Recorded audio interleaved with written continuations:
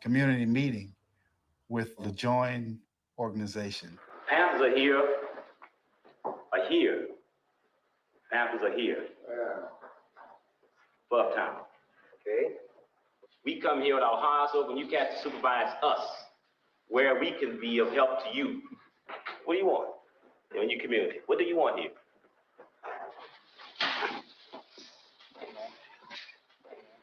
Are you afraid of pay? You want to take berets off, man, or what, man? There were a lot of suspicions about the Black Panthers that they were gun-carrying terrorists. It was a scenario that I had never been in before. I see some guys with Confederate flag patches. I was a little concerned. The thing we got to deal with is concept of poverty, man. We got to reach the color thing. See, the building's not fit for dogs to live in, but humans having to pay $144 a month for the thing. They sell the building, to new ownership. What we need is understanding among the people, coalition between the people to stick together and take them owners and put them over here in the lake somewhere. Right on. Once you realize, man, that your house is funky with rats and roaches, same way a black dude's house is, once you realize that your brother's been brutalized by the cops, the same way the west side and south side is, once you realize that you are paying taxes for the cops to whoop your ass. You're paying them. And you're paying them to kill you. You deal from there. The same things happen on the south Bob side. Lee turned out to be quite an organizer. And he says, yeah, my name is Bobby Lee, but my real name is Robert E. Lee. And we all laughed. We said, you got to be kidding me. Who's here that want to see this thing move? Yeah, man. Right on. Well, the first thing we talk about now is how we're going to organize. Where are we going to organize? And, we're all going to get run out of here eventually. That was a good meeting. It was. It got everybody riled up. Welcome to another episode or live stream of RBN Live. I'm one of your hosts. I'm CJ. What's up, Sabrina? What's up, JB?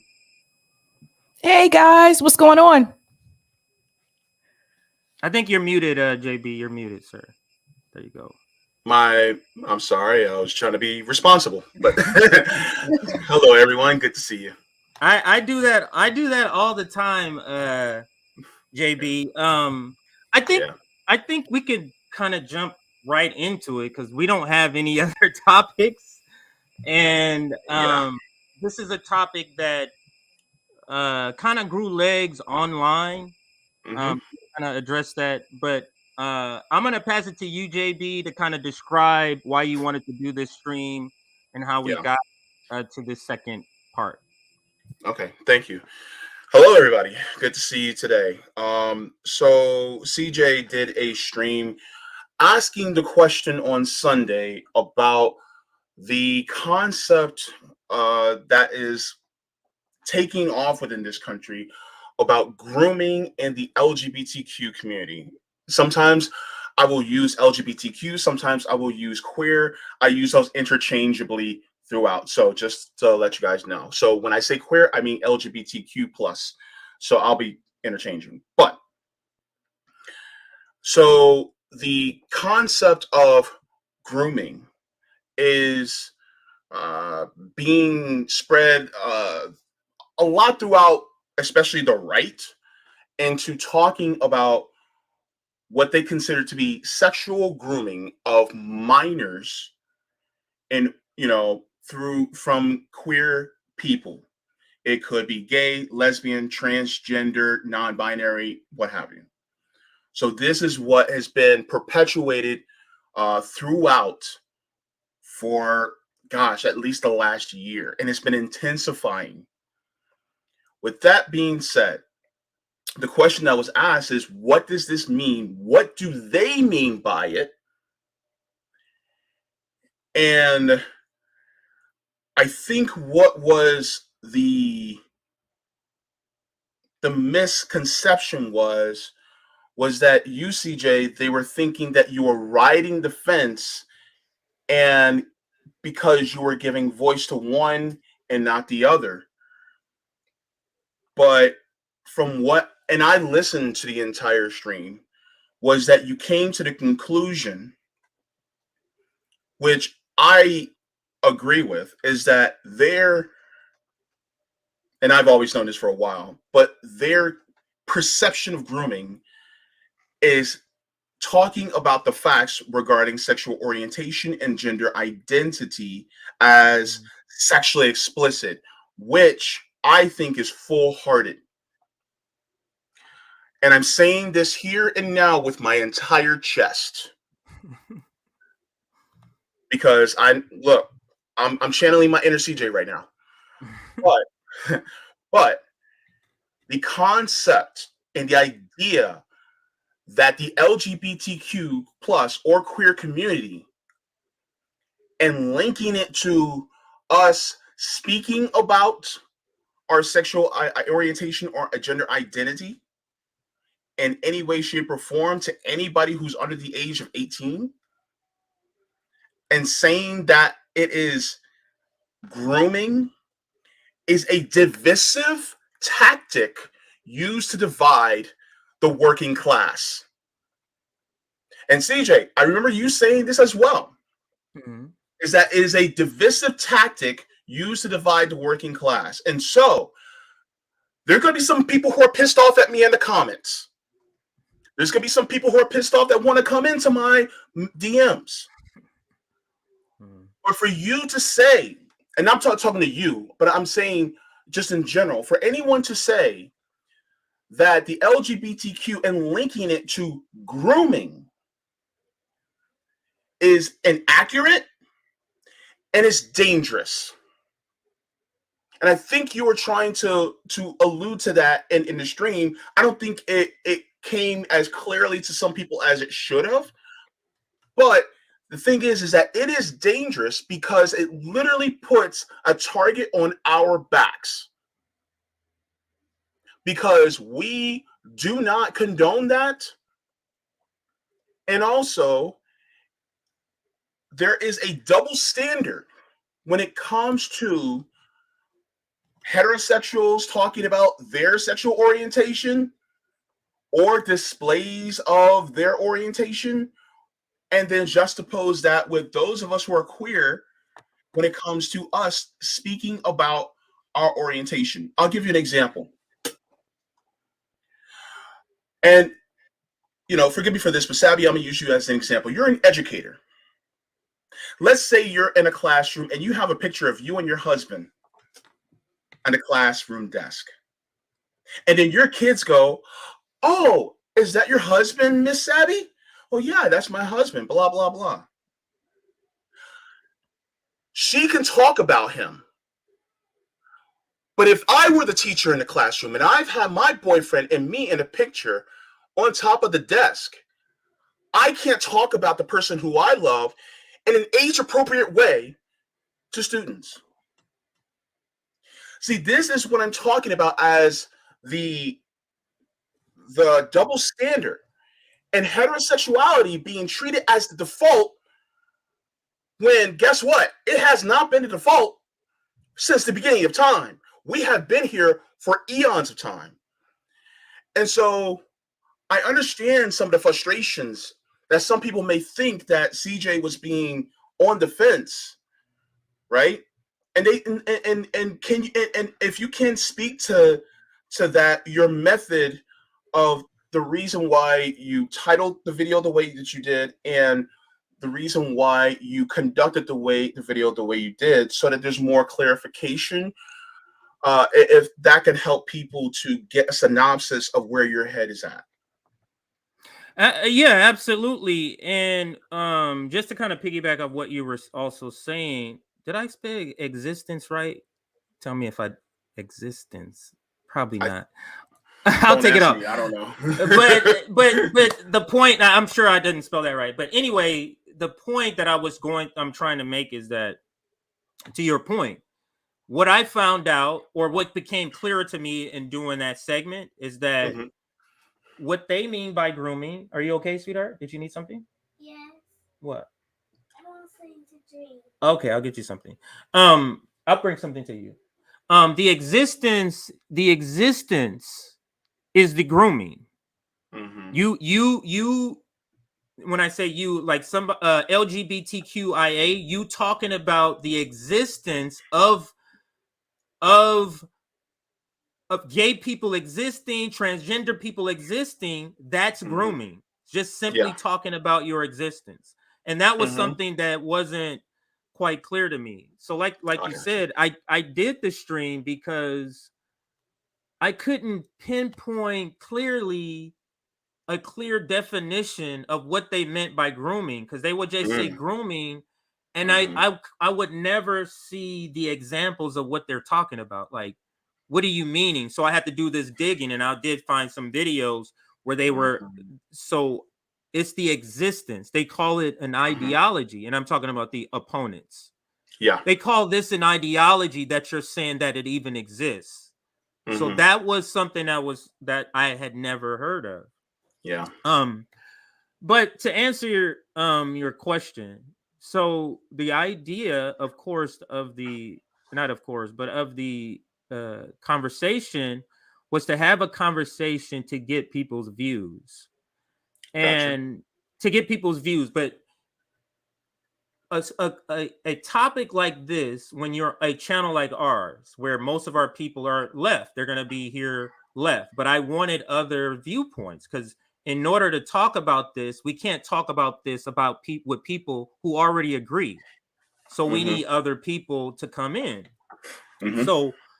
So I wanted to make it a point to bring in people whose views was, I am against this.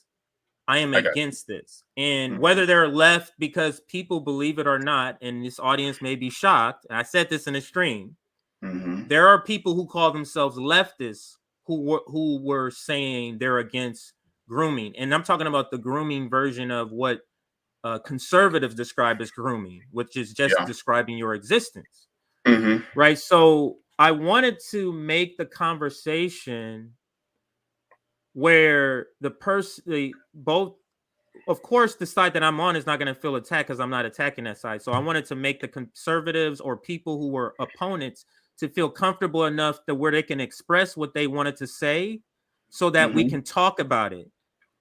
If we're there and it's a hostile situation for them, we can't get an honest discussion to get to the core. See, I'm about getting to the core, and I'm trying to understand their point of view. So anyway, that was the whole point, and that was the point of the video, of the video titling in picture. And I can bring it up here, so people can see what it was. Now this was okay. Here it goes. So here is. Oh, I'm not even sharing. My bad. Let me share my screen here. Still opening. 1 second. There he goes.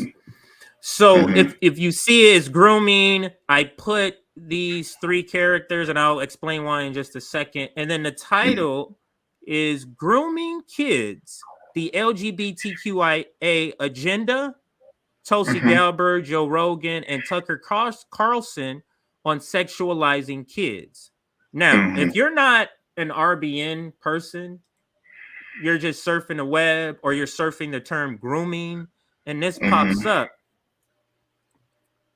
reading that might turn you off as a leftist. I mean, I'm not going to look at that. What are they talking about? The LGBTQ agenda? There's no agenda other than equality. In order to draw in conservatives, I wanted to make the graphic and the title appealing, or something conservatives would say, I'll at least click on that. So I thought, what is something that's prevalent in their fight, in this cultural fight about this? The term grooming kids, but this is something that comes up a lot. Agenda. This is something, and I'm sure, JB, you've heard it a lot. Like there's some sort of plan or something, because the LGBTQIA community wants equal rights and equality, and just to be treated like human beings. That is what they describe as some sort of agenda. So that is the reason for the titling. That is the reason for the picture. All 3 of the people on the graphic, I would say are I would consider them to be like transphobic. So that, so that's the reason why they were on there. So I Yeah. hope that answers your question. Yeah. Thank you so much. And Sabby, you have any thoughts at all? Well, it's interesting to me that, and this is more so pushed by conservatives. Like, there's so much focus on what LGBTQ people are doing or not doing. Yeah. And if you want to talk about grooming, I mean, where's that same focus on the teachers who are sleeping with their students? Where's that same focus on the Catholic priests that are molesting little boys? Mm-hmm. So when I think of grooming, so this was kind of new to me. When I first heard the term grooming, before I looked into it, Mm-hmm. in my mind, that's what I thought about.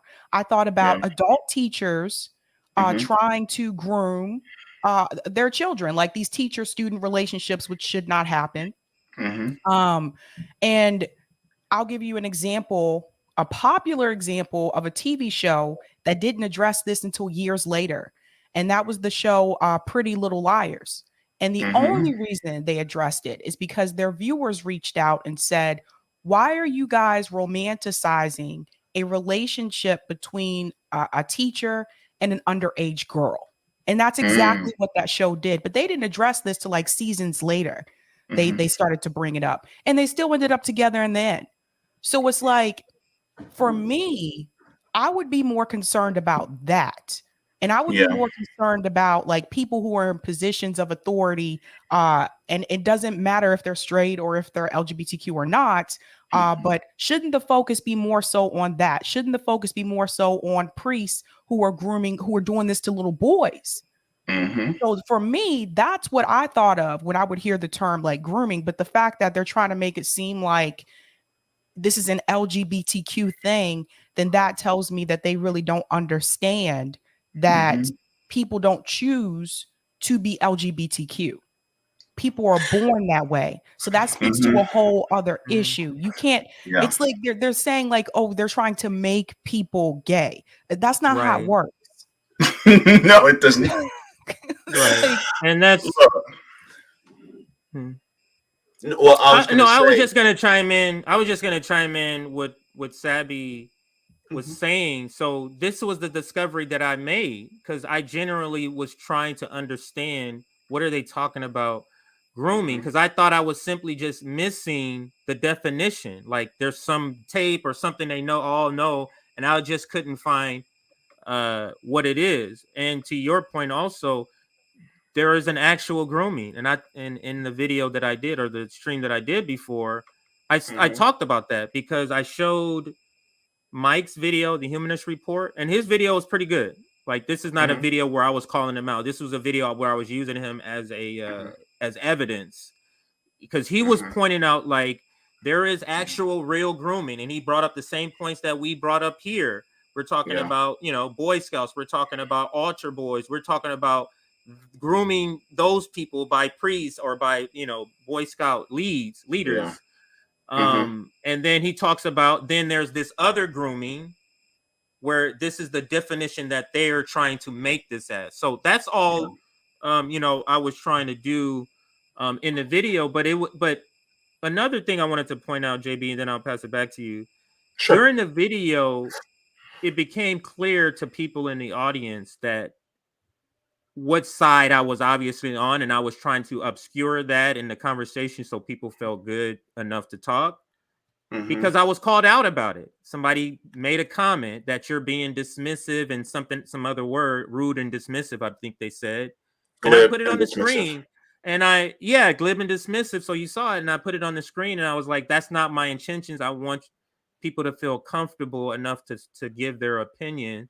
And I said, I'm gonna do better. So maybe some people saw that part of me doing better as me sitting on the fence, when I'm simply was just trying to give respect to a side that I disagree with. And to be clear, I'm a 100% an ally. Like I'm going in the streets ally with my brothers and sisters in the LGBTQIA community. It's just absurd that JB is a part of our RBN, and I have to say that. Like, it's absurd that people even think that would be a possibility, that that would be the case. that I would have to say that. But yeah, I'll pass it back to you. Well, I'm glad that you said that distinctly with your whole chest. Said, look, I am not on the side of thinking that queer people of the queer community who talk about this are groomers. You're basically saying, like, no, I just want you guys to feel comfortable to give me your opinion so that I can help you guys to debunk this, because you're literally taking an idea that is used to divide us as workers and running with it. And the thing is here's the thing. And there's some people who are on the left who also think this. And I'll put it to you this way. And some people say, well, we disagree with talking to the kids about sexual orientation and sexual identity. So let me ask you this. Are you against talking to the kids about heterosexuality? Pause, for dramatic pause. The reason why I'm asking this is that because if you're against talking about sexual orientation, period, cancel Valentine's Day in school. Cancel it. Don't do it. Every single teacher should not have their spouse's picture or talk about their spouse or their partner at all. Go ahead. Okay. Shut down every single conversation when kids talk about their mom and dad. Shut it down. Because if a kid can't talk about his mom and mom or his dad and dad, then guess what? Shut down those conversations too. I just want to add, when I was in middle school, there was a girl in my class that was pregnant. When I was in middle school, and it was kind of like the elephant in the room. But I mean, like, obviously she couldn't hide the fact that she was pregnant. But I grew up during a different time. I don't know how young some people are in the chat, but I had to learn sex ed in school. Like, it was required. It wasn't like a choice. It was actually a part of my health class, which was also connected to my PE class. I don't know if they still do it that way now, but during that time, teen pregnancy was increasing in the United States. And I went to high school in the South, in the Bible Belt, and we had to take sex education. So we had those discussions in the classroom. So to me, it's just, things have changed a lot now in reference to like public school education. But JB can tell you too, like, there was a pregnant, even when I went to high school, there was a pregnant girl in my dance class. There was a pregnant girl in my theater class. Like, it wasn't, so it was like, and and no shade to them, but having known those girls, they couldn't have those conversations with their parents. They couldn't have those conversations with them as like, Mom, I think I need to go on birth control. They couldn't do that.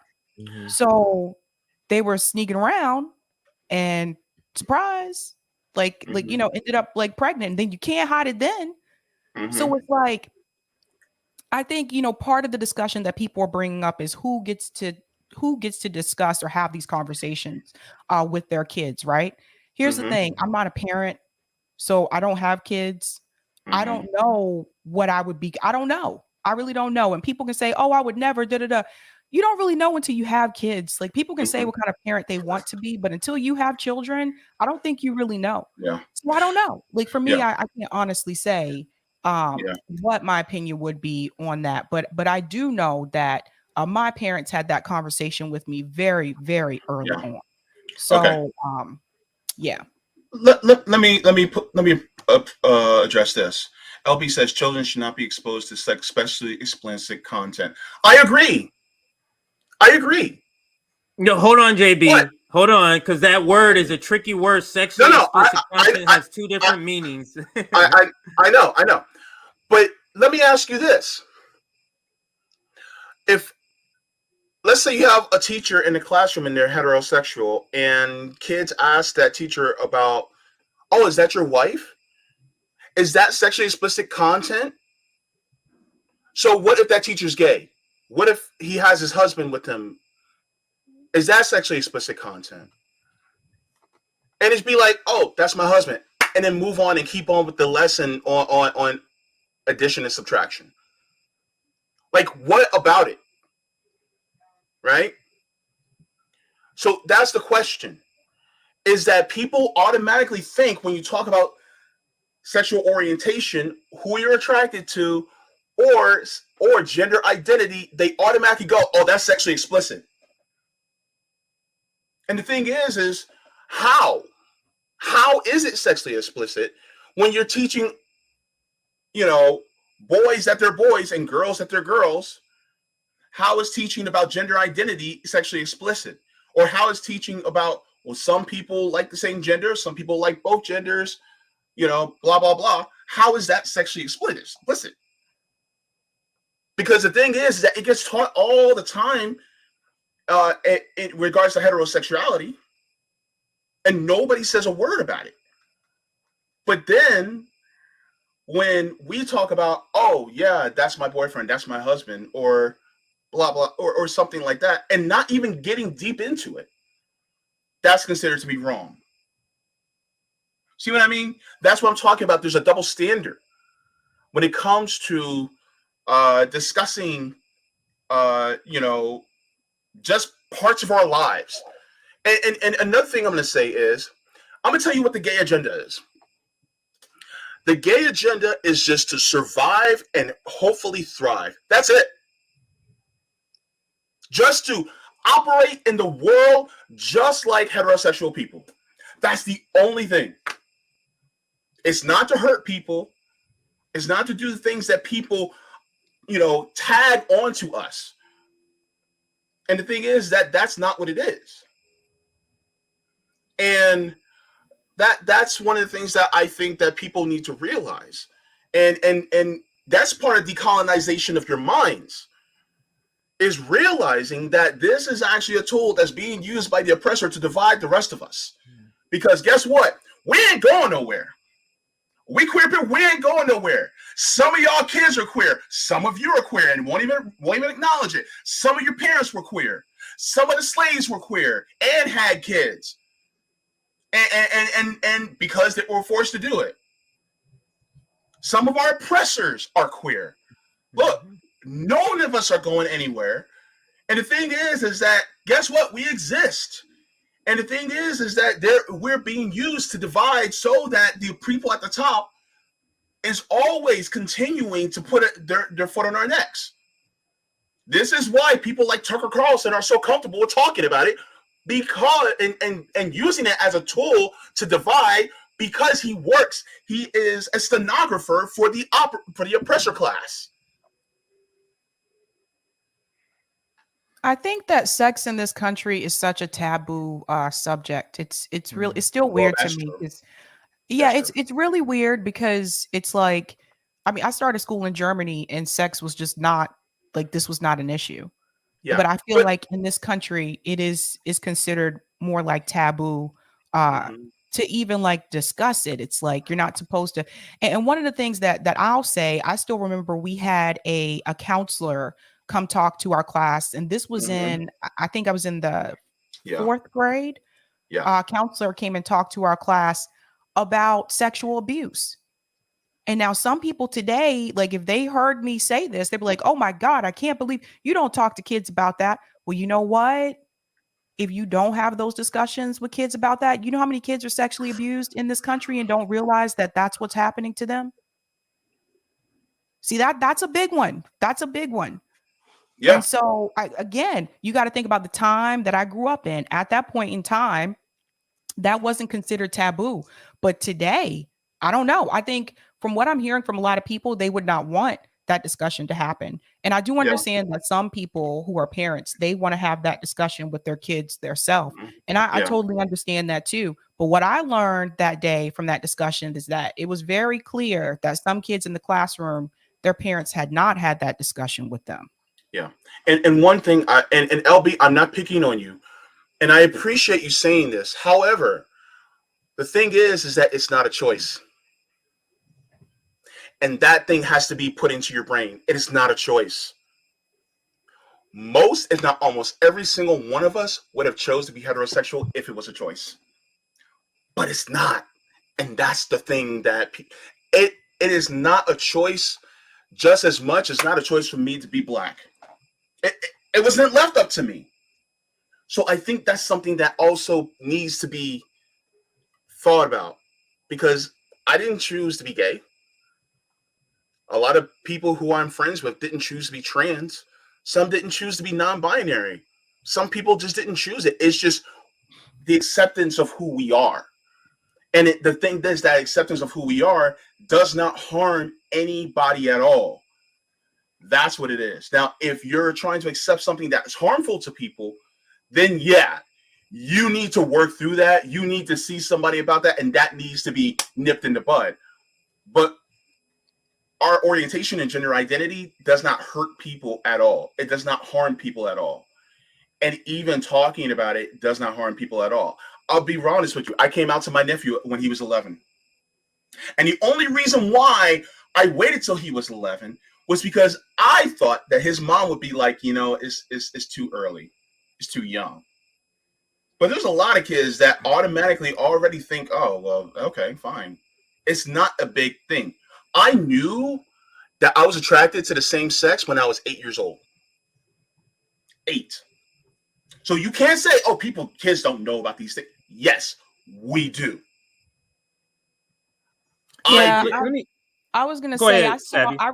I recently watched the documentary of Caitlyn Jenner, and she was saying that she knew when she was a kid too, and that she was trying to find other ways to escape it. And sports was that outlet. So for people who don't realize that, that's actually how she started to take off in sports. Sports was that outlet for her. But she knew when she was a kid, she said. Read that out. Yeah. Go ahead, read that, JB, because that was a good comment. Yeah, Sunny J, thank you. Says, I want the people in this chat to understand that sexuality does not equal sexual intercourse. Let me and I wanted you to read that because it speaks to what I just have written down here and to what Sabby was saying. The views on sex, we study our history, we're still using you living through Puritan values. Puritan values look down on sex and sex was bad, you know, like that type of thing. So we have to understand we're still a country who lives on Puritan values. The Puritans were a people, you might think they look like pilgrims. So, and then parents, this to me, a large part of this is not that parents necessarily don't want their kids to understand trans people or the LGBTQ people, is that they're uncomfortable.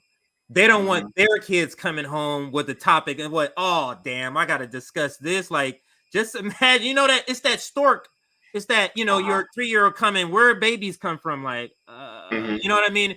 It's that conversation. So for some parents, if you're not even understanding LGBTQ people yourselves, now you're having this conversation.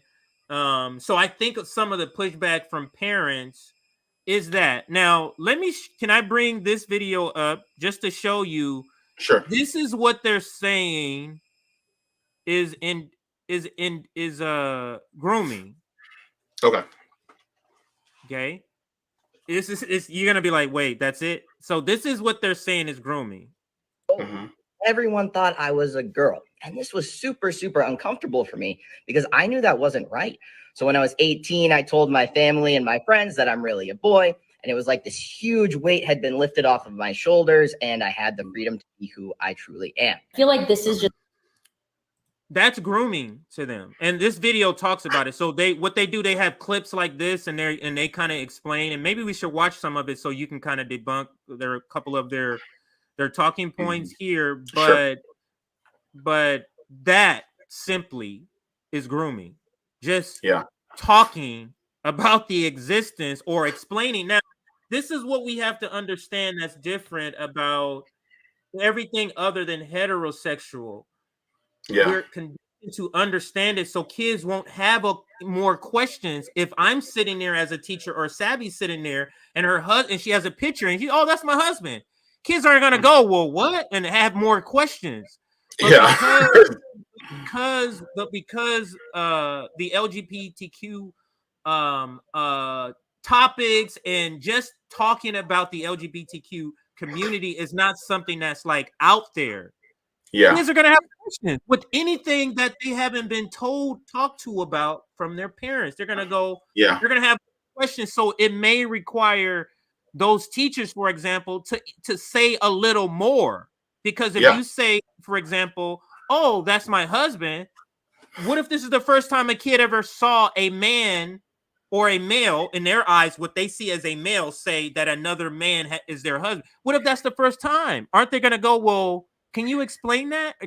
Aren't they going to ask more questions? You get what I'm saying? Like, that's just the realization that kids are curious. That's just what that is. It's not to say, well, let's erase it from existence. Don't even talk about it, so they won't even have a question. That's literally the strategy. So is it so much, JB, that they don't want the teachers to talk about sexuality, or is it that they don't want LGBTQ teachers to talk about their sexuality and their preference? Is it that they want them to hide who they really are? Here's the thing. I honestly think it's the latter. I think they don't want LGBTQ people to talk about it, because if somebody talks about their husband or wife and they're heterosexual, people don't lose their shit over it. They don't. Like, for instance, you know, when I was in high school, I had a teacher named Mr. Galuba. Mr. Who? And Galuba. Don't. Lord and Lord, don't, whatever. He was my science teacher. But we had a free day, and he showed a video of him teaching his girlfriend how to roller skate. But he's like, Dad, that's my girlfriend. Now, here's the thing. Some people would be like, oh, you can't do that if Mr. Galuba was gay. Oh, that's me teaching my boyfriend how to roller skate, how to rollerblade, actually. But because unfortunately he has to mention that's his boyfriend. And I'm going to address this also, because I want to make sure that people know exactly what I mean. The analytical figure says, are you arguing that teachers should be able to talk to 8-year-olds about their sexual attraction because some children have sexual thoughts at an age or younger? I'm not talking about that. I knew I was attracted. I was romantically attracted to other boys when I was that age, right? But what I'm saying is that if, like, say, for instance, you're at a parent-teacher conference and your spouse shows up, or somebody starts, or a kid's parents come to an event and his parents are a same-gender couple, right? You're not allowed to say, oh, well, some people are attracted to the same gender. Some men are attracted to men. Some women are attracted to women. And then you can leave it at that. I'm not saying go deep into all the intricacies of it. Yeah. That's not, and number one, that's inappropriate, right? You don't have to get into all that. A lot of times, the most simplistic answer is best for kids. Oh, some people are attracted to the same gender. Some people are attracted to opposite gender. Some people are attracted to both. And then leave it at that. Like, it's not that complex. And the thing is that that's not, and I wasn't saying all that. And so, it's just like, for instance, Triceratop says, as a kid, my kid said he had a girlfriend in kindergarten. They're conditioned early. How many of us had spoken to a 6, 7, 8-year-old? Oh, is that your girlfriend? Is that your boyfriend? You're literally grooming. See what I mean? And so that's the thing. It's not grooming, in that way, but you're literally, like, saying in heterosexual terms, oh, is that your boyfriend? Is that your girlfriend? But the thing is that some people, do you find that inappropriate? I think JB, because I'm trying, see, again, I'm always trying to just understand. So I think maybe not the reason, but they're saying it's sexually explicit because you're having to actually bring up the idea that these two people of the same sex could be at, because you just think, you know what I mean? Like if you're thinking this is my husband and wife and we're having kids, like how did that, like it's sex. So just the idea of having to say these two kids, like this is what's making people feel like it's grooming, but it's like, this is not grooming. This is talking about existence of humans. Like this is just talking about what humans do. It's not grooming. This, to me, I think they know it's not grooming, JB. They know this is a stretch. What I'm saying is, I know they know it's not the same grooming like priests do. They have to know. They're just saying, or go ahead. What were you gonna say? I'm gonna finish it for you. You don't give them that benefit of the doubt that I'm giving them. I'm trying. I was giving them the benefit of the doubt. Okay. No, what I'm saying is that some of them are so deeply entrenched into the beliefs that gay people are inherently abusive towards children, that we can't talk about it unless the person's an adult. And it's almost like this inherent thought. Is this a sort of reaction because of the Boy Scouts and what happened to the Boy Scouts and the priests, right? You know, all of the allegations that happened in the 90s and 2000s. Is that in the back of people? Is that in the back of some people? They can't understand that those are predators, and that's not the same thing as regular people, on the same side as heterosexuals in that sense. All right, I'm gonna get a little deep on y'all. So that was something that definitely happened and that was plastered on the news. But what people don't realize and people don't talk about is the heterosexual grooming that goes on every single day in our country. Talk to how many women, when they were little girls, how men said and did horrible things to them when they were growing up. And nobody wants to talk about that. So here's the thing. I'm not saying that grooming does not happen. What I'm saying is grooming happens across all sexual preferences and gender identities. And it's talked about more regarding LGBTQ people, when in reality, it happens more in a heterosexual community than anything. And the thing is that people just aren't talking about it, or they don't wake up to it. I can tell you that there are many men that have been groomed by women when they were young, and people don't talk about that. So the thing is that now you're tagging that on a particular community, just like you're tagging violence on the Black community, when we're not more violent than the white community. So why are you tagging that on us? So that's the same thing. It's like they're tagging it on us, but the thing is that it happens equally in both communities. So I'm not going to sit here and go, well, you know what? We should ban all white people because a white man is going to be more likely to shoot us all up, huh? Because now you're taking a microcosm and putting it on an entire group, and you're painting people with a broad brush, and that's the problem. Because we hate it as Black people when we're painted with a broad brush. Women hate it when they're painted with a broad brush. So guess what? You don't think we hate it when we're painted with a broad brush? We hate it too. Immigrants hate it when they're painted with a broad brush. So this is talking on generalizations in order to suppress a group of people so that we all don't come together and actually achieve liberation collectively. Let me tell you something. Someone said, let kids be kids, and I totally get that.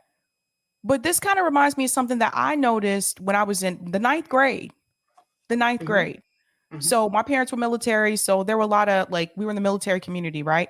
You know, the single military guys, they used to come to the high school. Like, listen to this. Like, this is crazy shit when you look back on it. The single soldiers, they used to hang around the high school after school, and they would pick up young girls from my high school. These were grown ass men. And I remember like talking to my parents about this, because one of my friends was dating. I'm like, why are you dating like a 25-year-old man? Like you're 14. And what you have to understand is that at that point in time, especially being in like that military culture, most people didn't even frown upon it. Most people didn't see a problem with it. It was just like, oh, this is my way to get out of Fayetteville. Like we just call it Fayetteville, North Carolina. We call it Fayetteville because you kind of get stuck there if you don't get out after high school. So some of the girls, like in my high school, it's like their goal was to find a guy who was in the military so they could get the fuck out of North Carolina. Wow. But the problem is these girls were underage. And these grown ass men were coming to the high school after school, picking up these young girls. And nobody said anything about it. Nobody did anything. So this is the thing the point that I want to point out. You have teachers who are adults. You have some of these, and not all soldiers, of course, but you have like adult men. I can't speak about it from the other perspective, but you have adult men trying to pick up young girls. Is that not grooming? Where is that same type of outrage? Yeah. You see what I'm saying? Like what people have to understand, if you weren't in those type of communities, like this was just like no big deal to people. And as I got older, I look back on that and I'm like, why the hell were people okay with that? Yeah. And John Small says, JB, you're totally buying into the trick that is anti-LGBT. It's strictly about kids being exposed to these issues at a very young age. Here's the thing. If that was the case, then this conversation wouldn't be going on as much as it is around the country. And yet we have people literally trying to suppress us. So the thing is that number one, it's not exposing kids to something horrible at a very young age. It's not exposing kids to something very deep at a very young age. Also, you expose kids to marriage and I can't tell you how many times heterosexual images have been plastered in Disney movies. So that's the thing. Like, look, if that was the case, then guess what? I would have been straight a long time ago. And yet I saw Aladdin and Jasmine kiss and I still had the hots for Aladdin. Why?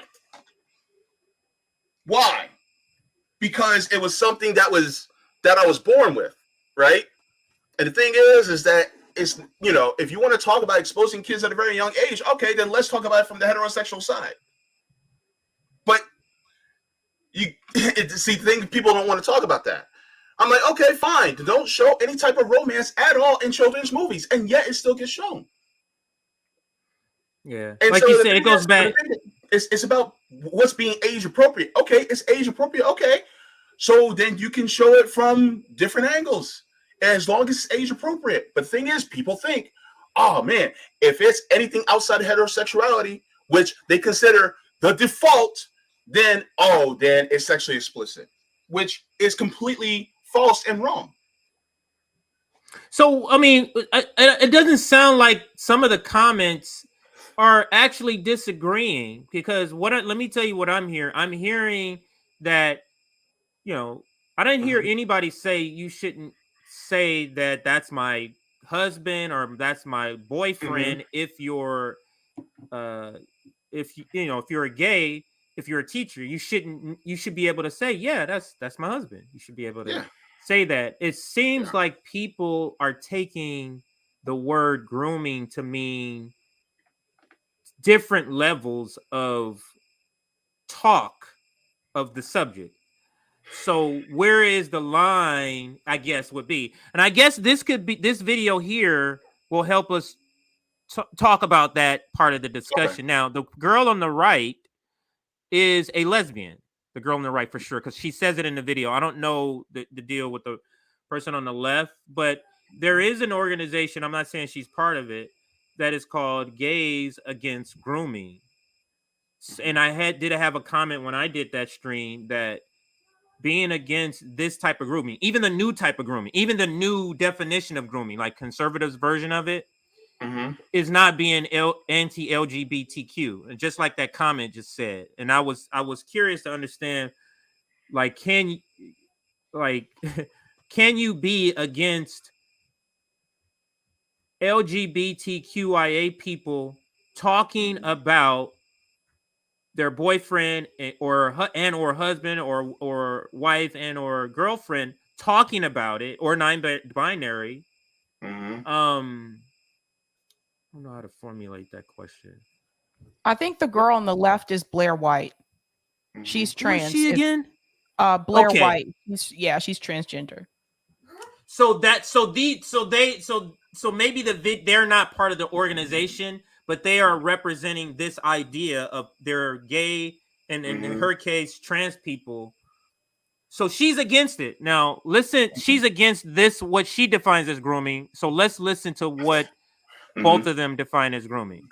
The difference between teaching them about real life and teaching them an ideology. Correct. And you are overstepping the parents' boundaries when you teach them an ideology. So welcome back.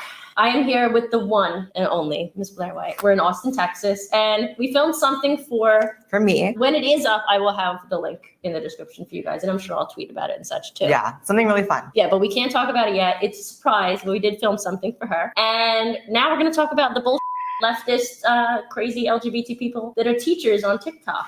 Oh my God. Okay, yeah, we're good. Because listen, just because somebody is lesbian or trans doesn't mean that we're crazy. Right, only kind of. Or a little bit. Only In a kind good way. of. Only kind of. There's good crazy and then there's like harmful crazy. Hi, my name's Az and I'm a preschool teacher. So my classroom celebrates diversity. It's probably my favorite thing to teach. We usually use kids' books to talk about this kind of thing. Recently, we started wearing pronoun pins, and the kids get to pick a new pronoun pin every day. We have some that pick like she, her every single day, and we have some that change it up. So what do you think about that? Different? Is this grooming? Like, not is this grooming? That's the wrong question, because everybody has different definitions now of what grooming. I guess the better question would be, do you see any issue with the video of the teacher? This is on TikTok. Now, as far as what I understand from the story, this is just teachers talking on TikTok. They're not talking to their kids on TikTok. Is that the understanding you have too? Go ahead. Well, she's talking about, the teacher was talking about, what they do within their class. As far as the, doing pronouns,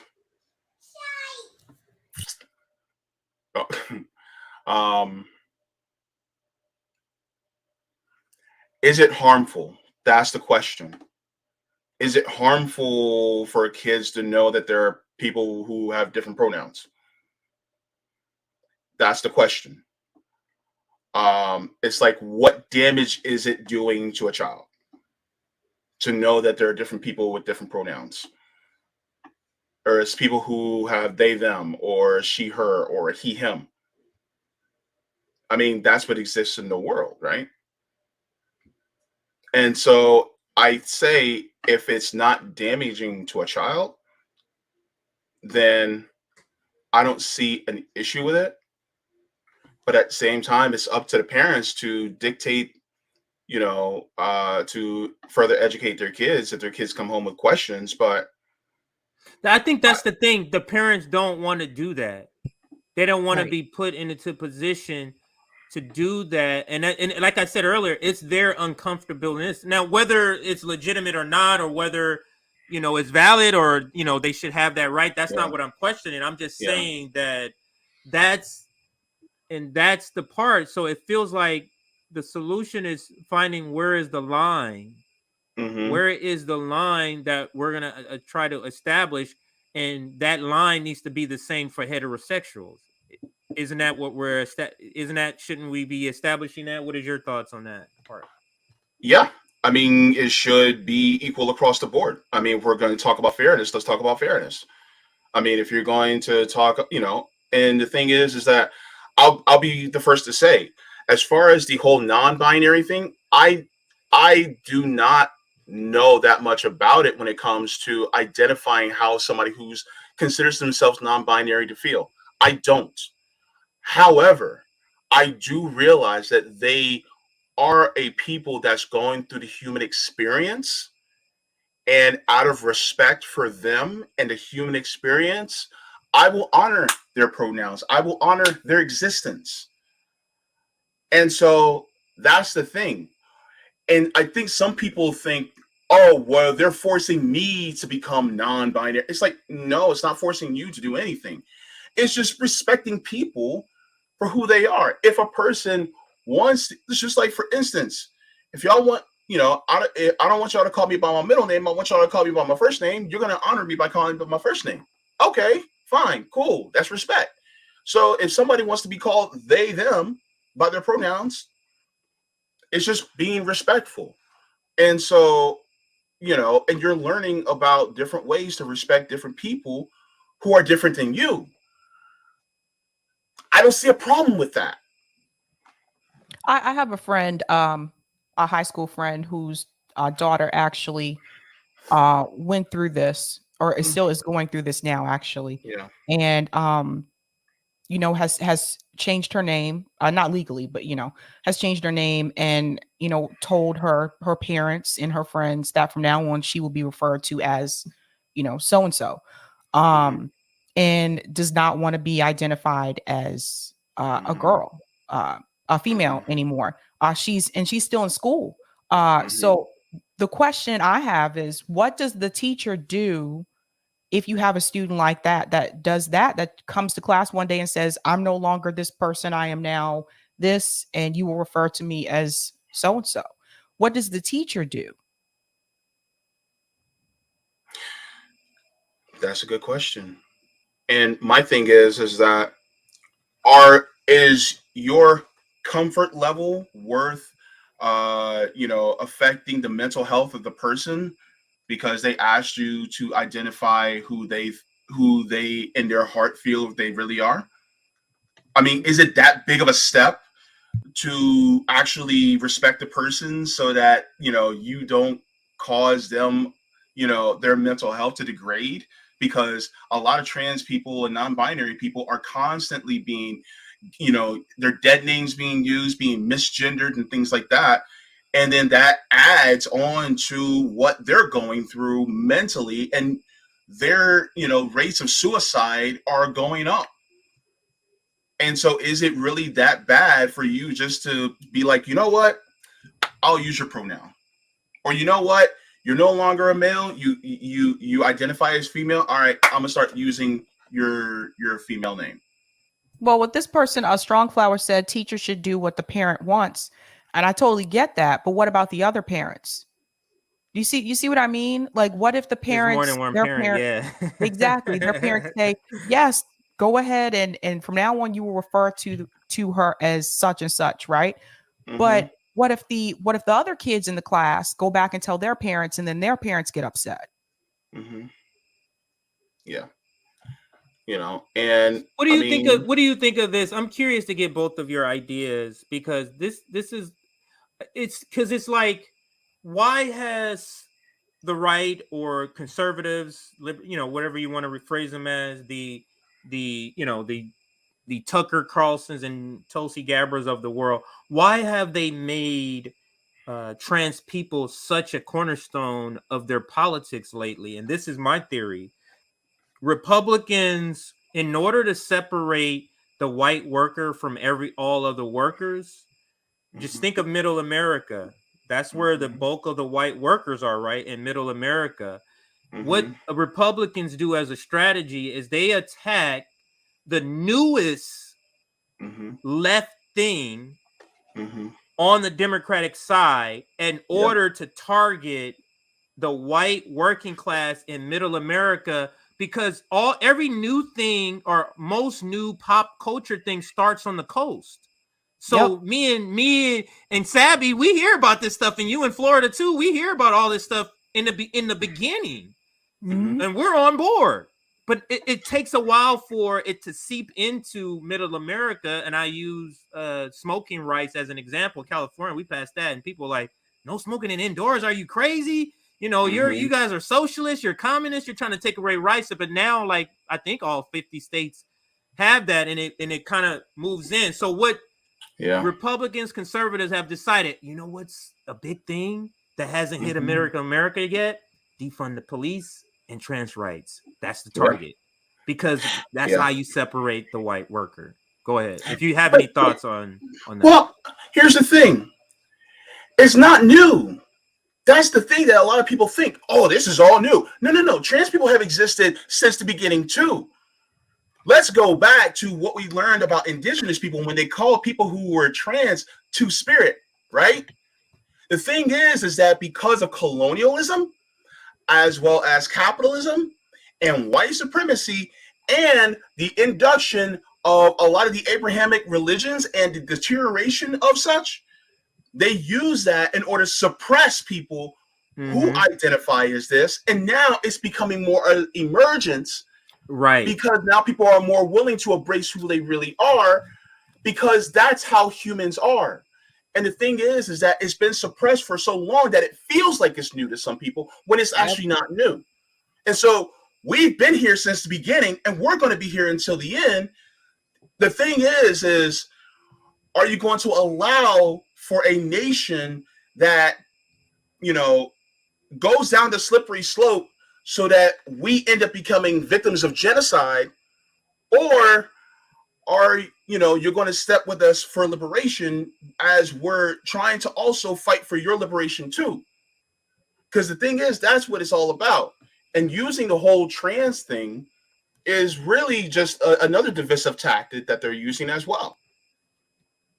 What do you think about, Sabby, and I'm going to ask you this question first, because that first stream, and I told JB this already, there were people that hit me up in a DM, and it wouldn't be what you think it is. I would say probably 6 people hit me up. They were all leftists, and believe it or not, they were saying that like I should have been going harder. Like, no, there's evidence that this is harmful, and these were leftists.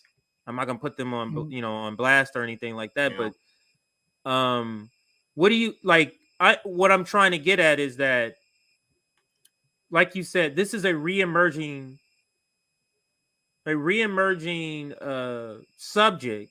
Trans people have been here since the dawn of time, but it's sort of reemerging because it's been suppressed. So it's sort of reemerging, which means it's new for a lot of people. It's new to them. I kind of lost my train of thought. Go ahead. Kind of lost my train of thought. I think that again, like, if some people would prefer to have this conversation with their kids theirself, not have their teacher have that discussion. That's fine. And I'm just going to put the other problem that comes along too, as someone who's an educator. Teachers have been asked to do too much. So like teachers today, they're not just teachers. They're expected to be counselors. They're expected to be bodyguards. They're expected to like kind of be a part-time parent to the kids whose parents don't show up. The parents that are not at the PTA meetings, the parents that are not home when their kids get home from school to tell them to do their homework. Like, I've seen all of these things. And so I think, for me, like I said, I don't have kids, so I don't know like how I would feel, but I would have already had that conversation probably with my children before this became like an issue. So I understand, I get it. I understand that some people want to have that conversation themselves and they do not want teachers to have that discussion with their kids. I totally understand that. And I understand that some teachers may feel like, well, we have this coming up in the school system. We have kids that are saying that they don't want to be their current gender anymore. So we have to have these discussions. I get where both of them are coming from. And the thing that I ask is there a way to meet somewhere in the middle? I don't know. But I'll tell you one thing, CJ, this is exactly why, like, I closed my DMs a couple of months ago. I closed my DMs a couple of months ago because I was just like, look, there's the number that come through, the number of DMs that come through, and then some of it's spam and some of it's just people trolling and all that kind of stuff. So I was just like, whatever, I don't have time for that. But I think that we also have to realize, as someone who's been on the educator side, I will tell you that kids know a lot more than you think they do. And there are things that I've had students say to me that they would never say to their parents. Yeah. that they're very much aware of. I had a student one time tell me, I'll never forget this, said, yeah, my dad thinks I don't know, but I know he have a girlfriend. So they know more than you think. Yeah. Yeah. And also, look, those who do not know history are doomed to repeat it. And if you think that the country is turning fascist or has been fascist for a while, which I agree with, then you should look at the history of other fascist states like Nazi Germany, where they actually pursued and murdered gay people within their country. They put the pink triangles on them, along with the Jews and Jehovah's Witnesses, which they've also put in there with the purple triangles as well. So yes, it can happen, and it has happened in the past. So therefore, it's best to actually research and study history so that we don't repeat the same sins of the past. So, you know, and I don't want to belabor this point because we've been talking about this for an hour, but I think that a simple, quick explanation, I think that's okay. And it's not anything going into explicit details. I think that's okay if a child has a question. I don't think that should be barred, right? I don't think it should be any different than heteros. That's my thing. Like, I'm a parent, and you know, I don't want you talking to my kids about sexually explicit stuff in the same way. So so if their teacher is trans, or their teacher is gay or homosexual, I have the same boundaries. And what you talk about as if you are heterosexual, it's the same boundaries as a parent. Like, you know what I mean? Like, I don't have a different boundary for trans people. I don't have a different boundary for LGBTQIA people. I don't have a different boundary. It's the same thing. There's certain things. I do want to talk to my own kid about sex that I want to teach, but it's the same boundary. It's the same boundary. And if I haven't, and the thing is, the conversation has come up. I've experienced it where it's like, hey, those two guys are holding hands. And I'm like, yeah, they're called gay. And there's gay people. There's not like, I don't understand this fear of just talking, like this fear of talking, just saying words. Just think about that. You're just saying words for understanding. Like, I don't understand that. And it goes also to like not talking to, you know, Proud Boys, not talking to people you disagree with. It's just something, this fear of conversation, of talking is just so bizarre to me. So mine is the same thing, the same boundaries. Like, I don't want you showing porno heterosexual, and I don't want you showing gay. Like, it's the same boundary. Like, it's the same thing. Yeah, it's the same boundary. So and the thing is I think that's, I'm gonna be honest with you. I think people who say they're against grooming, I think there's a lot more agreements between us than they think. I think that that's what it is. I just think that there may be some crossing a little bit, but for the most part, you know, I just don't think that I don't think that it should be tagged, or it should be, you know, synonymous with teachers who may have to mention, you know, identity or attraction. You know what I mean? Way overblown. And passing. It's just being way overblown. Yeah. Way overblown. Yeah. So I think that's what I think. But I mean, if these are the worst videos you have, let me play it so you can just see a couple of the videos they're saying this is the worst, because this is the title. Meet the worst groomers. So this is what, featuring Blair White, this is what they're saying is the worst. And you saw one of the videos already, and now let's listen to how they describe it, Sabby and JB. Pronoun pins every day for 4-year-olds. Oh my God. First of all, we've spoken about this. Why do they always look like children themselves? Like, these people seem to be caught in the mindset of a child. Pronouns are not Pokemon cards. You're not supposed to collect them, trade them, swap them in. Like, it'd be one thing. It's like if there wasn't serious ramifications long term, but like, you're setting these kids on a trajectory toward puberty blockers. It's not just pronouns. If you start confusing a kid about what their gender is early on, that's the trajectory. That's a strong man. This doesn't even have to be necessarily about gender. Go ahead. No. Address that. You're gonna say? No, because the thing is that if you're trans, you know what the fuck you are. I'm sorry, but she's wrong. If you're trans, you know the fuck you are. If you're gay, you know what the fuck you are. If you're confused, then you need to have a conversation with your parents. Because the thing is that straight people know when they're straight.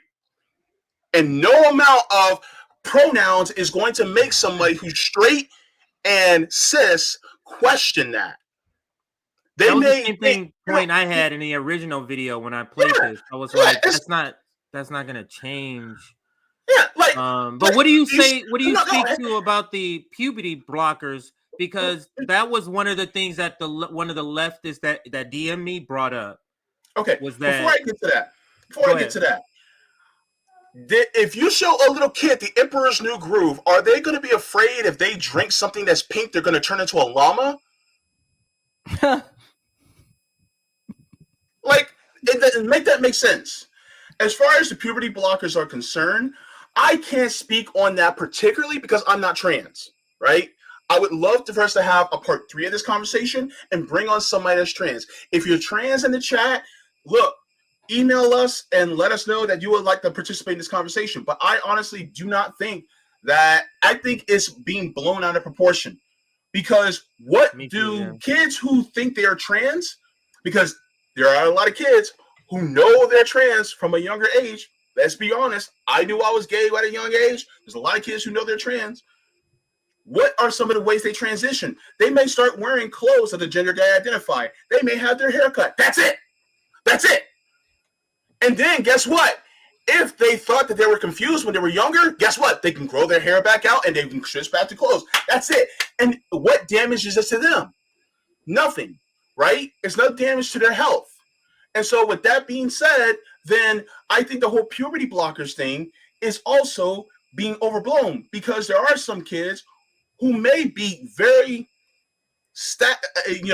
they may start puberty and they be like, damn, I really do think this.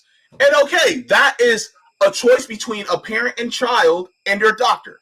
Okay. Because we all talk about medical freedom, right? There's a lot of y'all that were talking about y'all didn't want to get the jab, right? Okay, so if parents and children are talking and you're making decisions with their doctor, all right, then let that be, right? My body, my choice, right? Same thing with women, my body, my choice. And so I think it's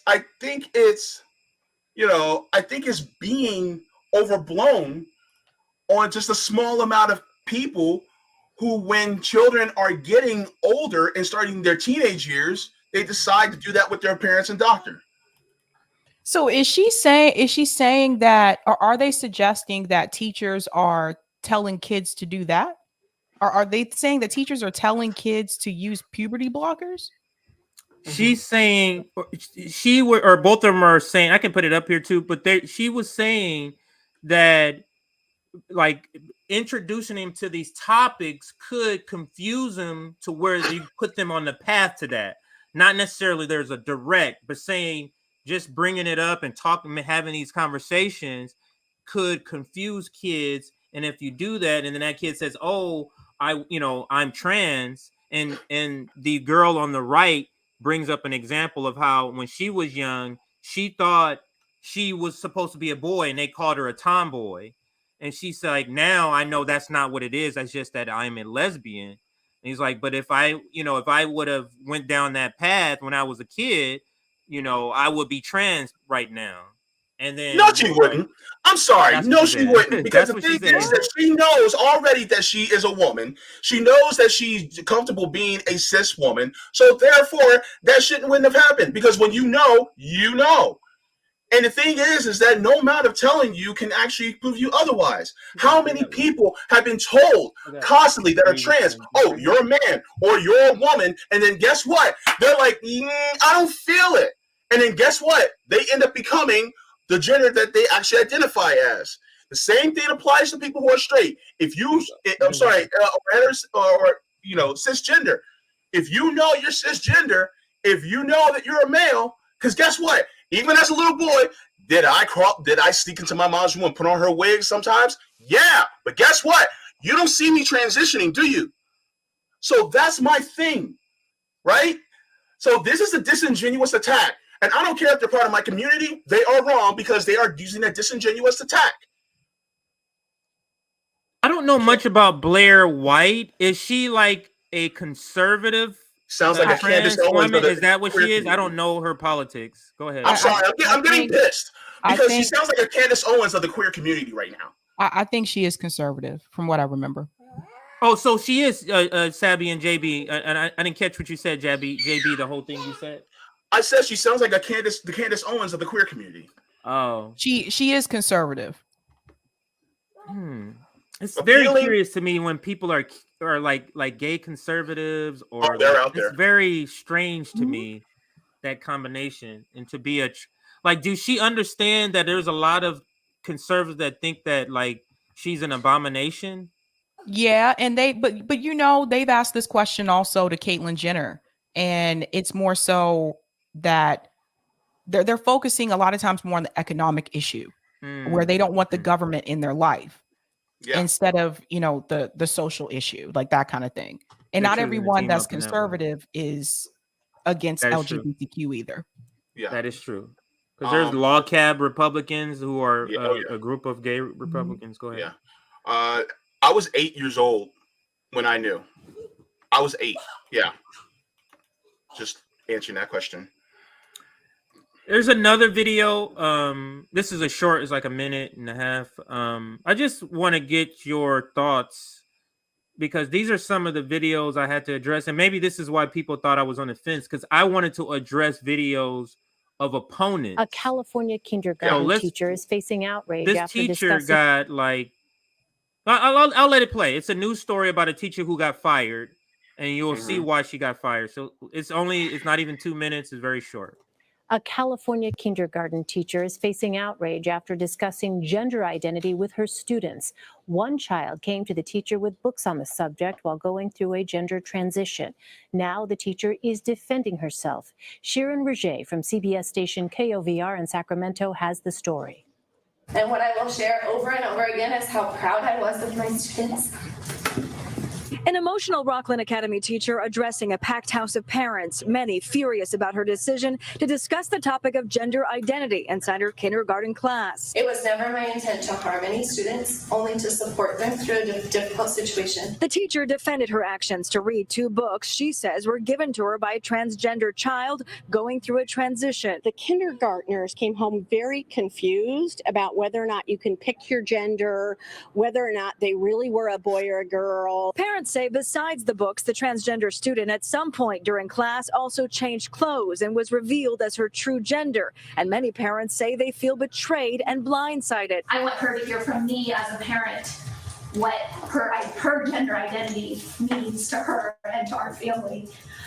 Not from a book that may be controversial. My daughter went home crying, shaking, so afraid that she could turn into a boy. The issue was not on the agenda, so parents spoke out during Monday night's public comment. It's really about the parents being informed and involved and, giving us the choice and the rights about, what's getting introduced to our kids and at what age. Many teachers also speaking out in support of what transpired inside the classroom on the last days of the academic year. Head in the direction of banned books or book lists or selected literature that should only be read inside or outside of the classroom.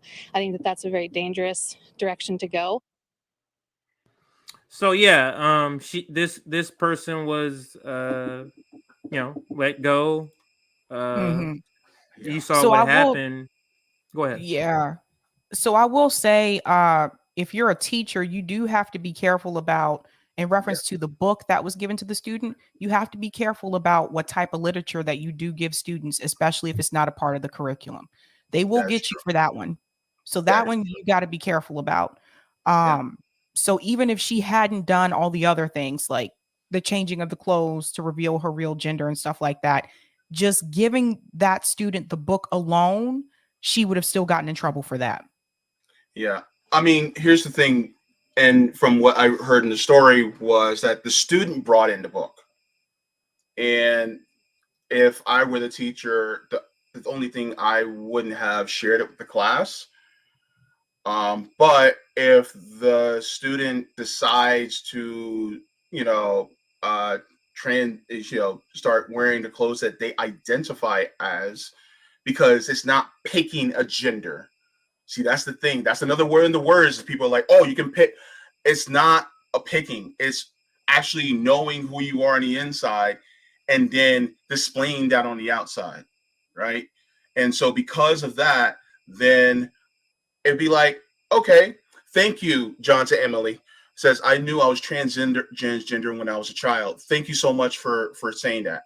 And the thing is that if that person is comfortable enough to tell their teacher, then it's like, okay, if a kid has a question, it's like, oh, well, that person is no longer, let's say that person's no longer James, they're Jamie now.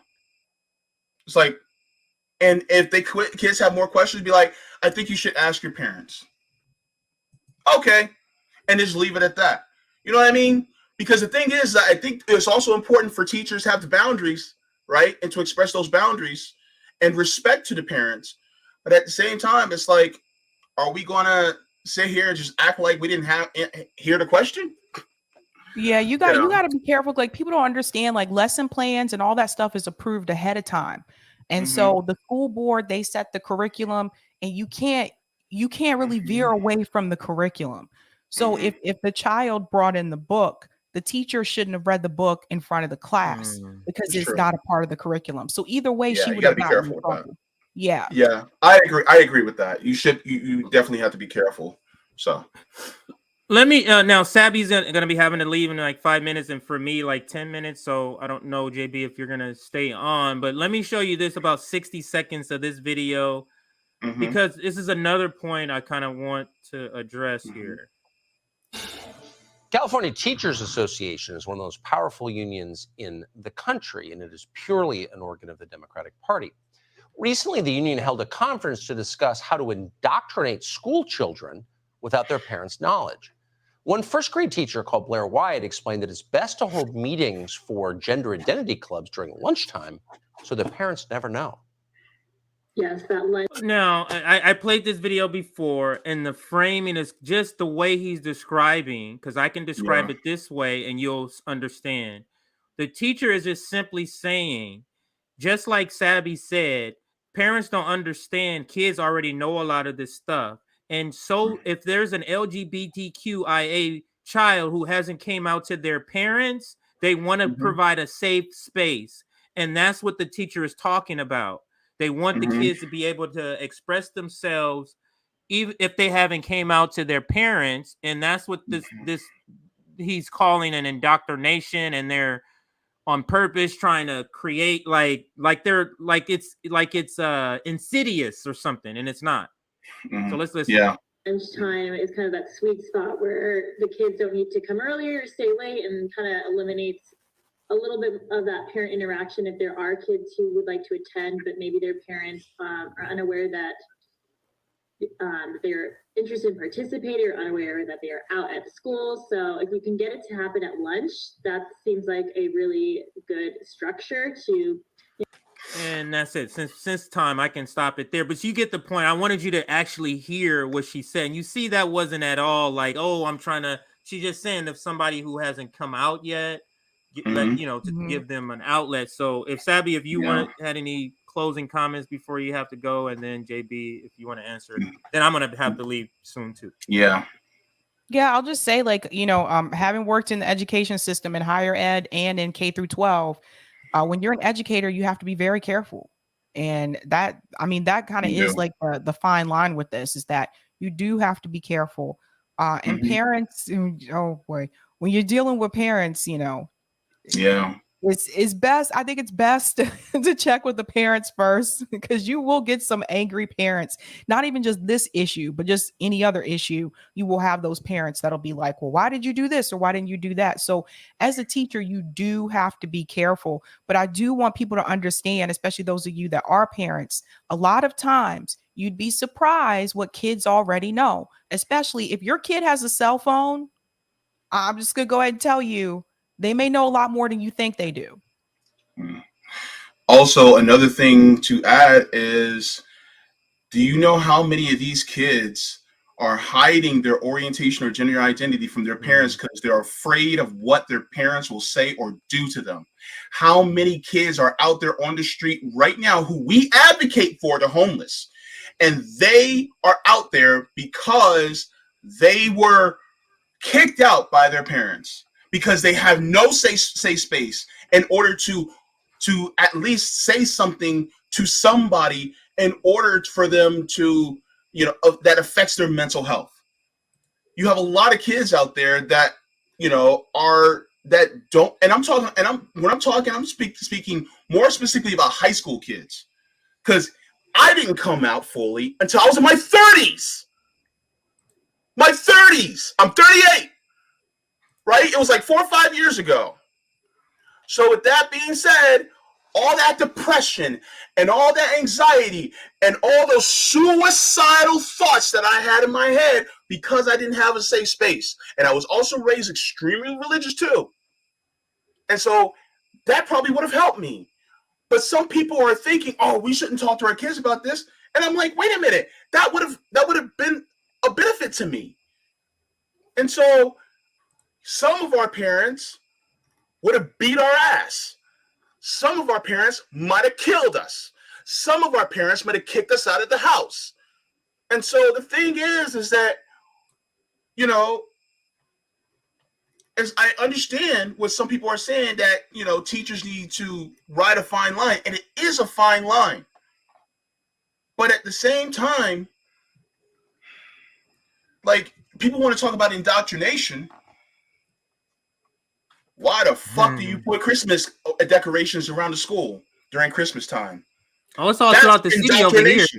They decorate the entire city, JB, like the lights. Y'all want to talk about indoctrination? Y'all want to talk about indoctrination? What about 4th of July? That's indoctrination. What about having Christian schools? That's indoctrination, right? And so that's the thing. When people want to talk about indoctrination, they're like, oh, well, they say it also as a bad thing. When you take your kids to church, that's indoctrination. It's a lot of indoctrination. But Sabby has to take off. Sabby, any last words? What is your show tonight? What's the topic so people can tune in tonight? Yeah, so speaking of teachers, I have a Boston public school teacher coming on tonight to talk about the recent study that came out in the Boston Globe about Boston public schools losing over 15,000 Black students. So we're going to talk about that tonight, as well as the railroad worker strike, pushback from Joe Biden, and the protest that's happening in China. Yeah. Absolutely. All right, Sabby. Bye, Sabs. Yeah. And any good go ahead if you were gonna say something. I was just gonna. Well, no, I just want to say this to anybody who in the comments who disagrees with me. I still love the fuck out of you. I still love you. I still care about you, and even through, fighting for queer liberation, I'm still fighting for y'all too. And even if we disagree, it's still all love, because you matter to me. And that's what I would like to convey to all of you. We can disagree on many different things, but the ultimate goal is to have an egalitarian society where people actually appreciate every single one of each other. And we try to do that as much as we possibly can. And I think these conversations are very important. And I think that you all just want the best for you, just like I want the best for me. And, and we also agree on many topics regarding healthcare. We agree on the topics regarding war. We agree on the topics regarding, so many different things that, humanity has to deal with. And so even though there is not 100% overlap, and there never will be, still love y'all. Yeah. We had a lot of different opinions. Like I said, this is one of the topics that even on the left, there's people that have different opinions, and you would be surprised, and maybe you weren't surprised, JB, but yeah, there was I'm sure you saw some people in the comments like, wow, I didn't know you had that opinion, and you're always in our chats. I'm sure you saw one or two of those, but I love to see the conversation, even if we're disagreeing. So thank you for those that contributed. Are you gonna stay on, JB, or are you gonna be? I'm hungry. I gotta go eat. I'm gonna go eat. When are people gonna see you again? What topics? What's on your plate? What's happening with JB, so people know? Yeah, and I'm just people who I disagree with in the chat. I'm just sharing my love with them too. Even though we have some disagreements, I still love y'all. So I'll be continuing the reading of Dirty Truths by Michael Parenti. I'm gonna try to do that tonight, but I'm gonna do it before I eat so that I won't get the itis. You know what I'm saying? Yeah, I hear. And by the way, before I got one more thing to say, but also the continuing reading for Asada Shakur is going to be out. The second part of chapter 2 is going to be out tomorrow. So chapter 2 part 1 is already out. So I'll be doing that. I also want to thank you, CJ, because there's a lot of people who had a misconstrued your goal. And we just wanted to, put that out there and let people know what your goal was. And I just want to thank you for taking on this tough subject, because it's also a very tough subject that we really need to have. I may have some disagreements in the method, but at the same time, and you know what? We're brothers. We're allowed to have those disagreements. You know what I'm saying? But at the same time, you did it, in love, and I want people to realize that you did it because you love and you want liberation across the board. And right. So I just want to thank you for having this difficult conversation as well. Absolutely, and this is just one of the second of many, because we're gonna revisit probably this topic and many other topics. I like to talk about the stuff that nobody likes to talk about, because I want to get that out of the way. Like, it's kind of like those dishes that's left. Nobody want to do the pots. It's like, I'm gonna go in there. Let me take care of this. Like, I want to go and get that thing that nobody is trying to take care of. That's what I want to take care of. So we're gonna leave you with a pretty good closeout video. This one is from? This one is Martin Luther King and Muhammad Ali. One of the few videos you see them together, speaking together. My daughter's signing off too, if you heard her in the back. So all right,